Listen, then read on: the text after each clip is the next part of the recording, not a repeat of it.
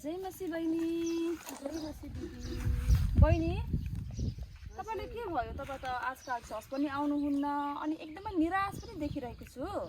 खै के भयो कति चर्च पनि जानु के चर्च गएर मात्रै या मेरो समस्याको समाधानै भएको छैन। जहिले दुःख जहिले मेरो रोग बिरामै निको भएको छैन दिदी। हेर्नुस् बहिनी, हामी चर्च गएर हामी त मुक्ति पाउने हो नि त, हामीले पाप क्षमा पाउने हो। अब हाम्रो यो शरीरमा दुःख बिराम मानिसको जिन्दगी भइसक्यो त्यो त भइरहन्छ नि, तर हामीले चर्च गएर हामीले मेन कुरा पाउने भनेको नै मुक्ति हो बहिनी। हेर्नुस् है बहिनी दिदी मलाई त छ्याउ लागिसक्यो चर्च पनि गएर मात्र के गर्ने हो र?